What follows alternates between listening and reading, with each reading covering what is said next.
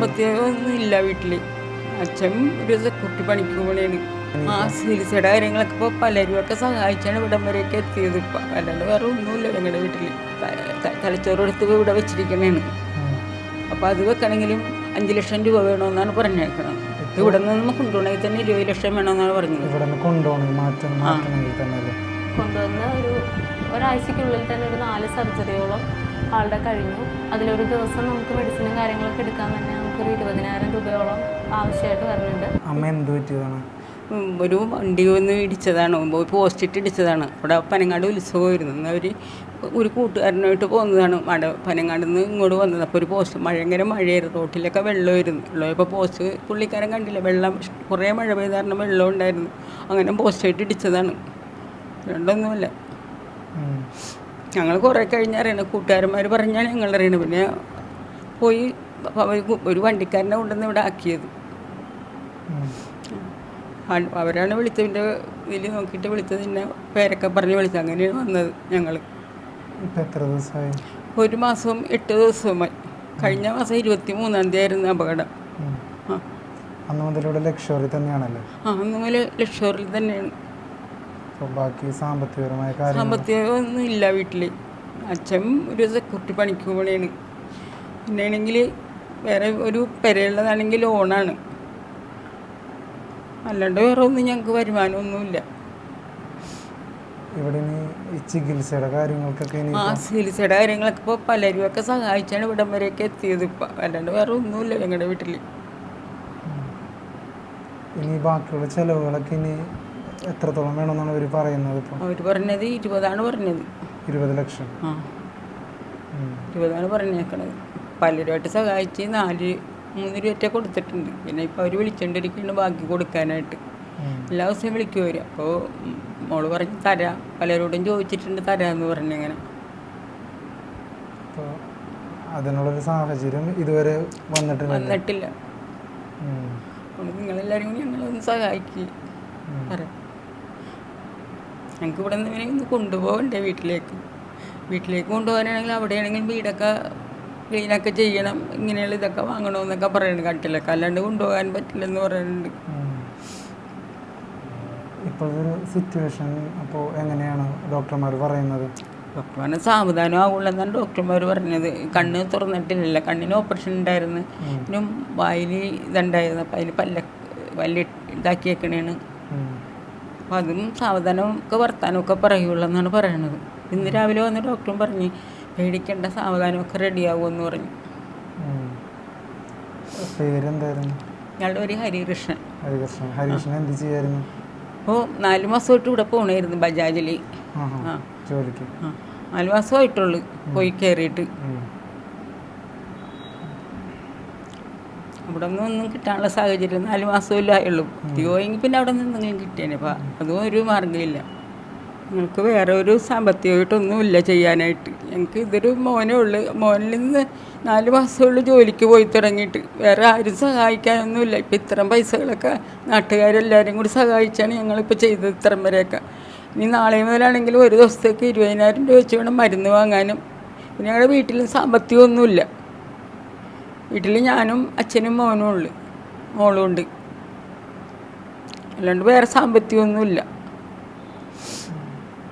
അവർ പറഞ്ഞ കുറച്ച് താമസിക്കുമെന്നാണ് പറയണത്. എല്ലാം റെഡിയാകും എന്നാണ് അവർ പറയണത്. ഡോക്ടർ ഇന്ന് കാലത്ത് വന്നപ്പോൾ പറഞ്ഞത് അങ്ങനെയാണ്. അടുത്ത് തന്നെയൊക്കെ റെഡിയാകും. കണ്ണ് തുറക്കണ കണ്ണൊക്കെ അടുത്ത് തന്നെ തുറക്കും. പിന്നെ ഇതെടുത്ത് ഇങ്ങോട്ട് വെക്കാനും ഉണ്ട്. അതിന് 5 ലക്ഷം രൂപ വേണമെന്ന് പറഞ്ഞു. തലച്ചോറ് എടുത്ത് ഇവിടെ വെച്ചിരിക്കണേണ്. അപ്പോൾ അത് വെക്കണമെങ്കിലും ഇപ്പോൾ നമ്മൾ വീട്ടിൽ കൊണ്ടുപോയാലും അവിടെ നിന്ന് തിരിച്ച് ഇവിടെ തന്നെ കൊണ്ടുവരണം. 5 ലക്ഷം രൂപ വേണമെന്നാണ് പറഞ്ഞേക്കണത്. മൊത്തത്തിൽ ചികിത്സയ്ക്ക് എത്രയാവുമെന്നാണ് പറയുന്നത്? അവർ പറഞ്ഞത് ഒത്തിരി പൈസയാകുമെന്നാണ് പറഞ്ഞത്. ലക്ഷങ്ങളാകുമെന്നാണ് അവർ പറഞ്ഞത്. ഇവിടെ നിന്ന് നമ്മൾ കൊണ്ടുപോകണമെങ്കിൽ തന്നെ 20 ലക്ഷം വേണമെന്നാണ് പറഞ്ഞത്. ഇവിടെ നിന്ന് കൊണ്ടുപോകണമെങ്കിൽ മാറ്റണമെങ്കിൽ തന്നെ അല്ലേ ചിലവുകളെല്ലാം കൂട്ടി 20 ലക്ഷം രൂപ അടയ്ക്കണം. അപ്പോൾ അത് എപ്പോഴും വിളിച്ചുകൊണ്ടിരിക്കുകയാണല്ലേ? അവർ വിളിച്ചുകൊണ്ടിരിക്കുന്ന പൈസ അടക്കം പറഞ്ഞ്. അന്നേരം മുതലുള്ള ഓരോ ഓപ്പറേഷൻ്റെ കാശൊക്കെ ഉണ്ടല്ലോ. തല ഓപ്പറേഷൻ ചെയ്തതും പിന്നെ പല്ല് ഓപ്പറേഷൻ, പിന്നെ കണ്ണ് ഓപ്പറേഷൻ, അങ്ങനെ ഓരോ കൂട്ടത്തിന് ഇത്ര ലക്ഷക്കണക്കിനുള്ള രൂപ. അപ്പോൾ അതൊക്കെ അവർ കണക്കൂട്ടിയൊക്കെ എഴുതി വെച്ചിരിക്കണേണ്. ഇപ്പം ആരുടെങ്കിലൊക്കെ നേരത്തെ പറഞ്ഞ 5 ലക്ഷം കൂടി കൂട്ടിയതാണോ 20 ലക്ഷം? ആ എല്ലാം കൂടി കൂട്ടിയതാണല്ലോ 20 ലക്ഷം.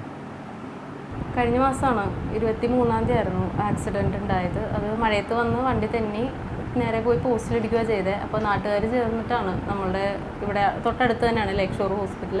അപ്പോൾ ഹോസ്പിറ്റലിലേക്ക് എത്തിക്കുകയായിരുന്നു ചെയ്തത്. അതിനുശേഷമാണ് ഞങ്ങൾ വീട്ടുകാരെല്ലാവരും എത്തുന്നത്. അവിടെ നിന്ന് ഒരു മാസം ഒരാഴ്ചയോളമായി കൊണ്ടുവന്ന് ഒരാഴ്ചയ്ക്കുള്ളിൽ തന്നെ ഒരു 4 സർജറിയോളം ആളുടെ കഴിഞ്ഞു. ഇവർ മൊത്തം ഹോസ്പിറ്റലുകാരൊരു ചിലവ് പറഞ്ഞത് ഒരു 20 ലക്ഷം രൂപയോളമാണ് മുഴുവനായിട്ടൊരു ചിലവ് പറഞ്ഞത്. അതിലൊരു ദിവസം നമുക്ക് മെഡിസിനും കാര്യങ്ങളൊക്കെ എടുക്കാൻ തന്നെ നമുക്കൊരു 20,000 രൂപയോളം ആവശ്യമായിട്ട് വരുന്നുണ്ട്.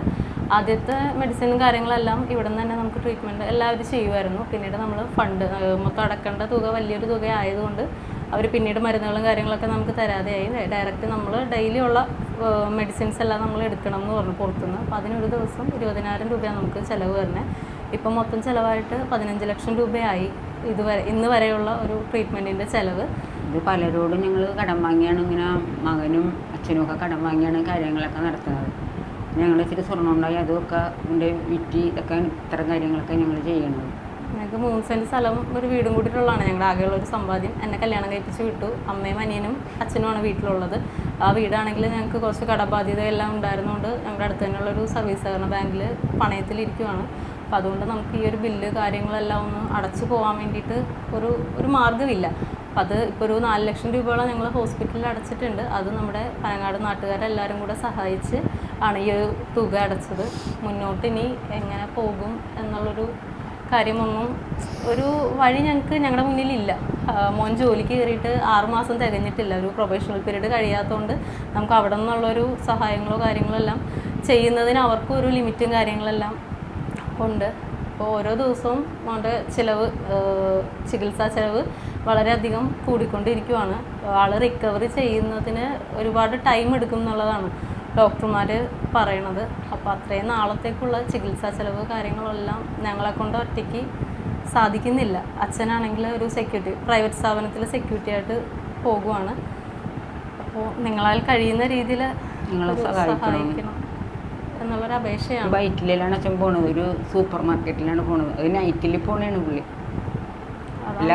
അമ്മ പ്രത്യേകിച്ച് ജോലിക്കൊന്നും പോകുന്നില്ല. എന്നെ കല്യാണം കഴിപ്പിച്ച് വിട്ടു. അപ്പോൾ എനിക്കും ചെയ്യുന്നതിലൊരു പരിധി കാര്യങ്ങളെല്ലാം ഉണ്ട്. ഞാൻ ജോലിക്ക് പോകുന്നില്ല, എനിക്കൊരു കുഞ്ഞുണ്ട്. അപ്പോൾ അതുകൊണ്ട് ഇതുവരെ ജോലിക്കൊന്നും പോയി തുടങ്ങിയിട്ടില്ല. അപ്പോൾ മകൻ്റെ ചികിത്സാ സഹായത്തിനായിട്ട് എന്തെങ്കിലും ചെറിയ രീതിയിൽ കഴിയുന്ന രീതിയിൽ സഹായിക്കണമെന്നുള്ള ഒരു അപേക്ഷയാണ് ഇതിലൂടെ ഞങ്ങൾ പറയണത്.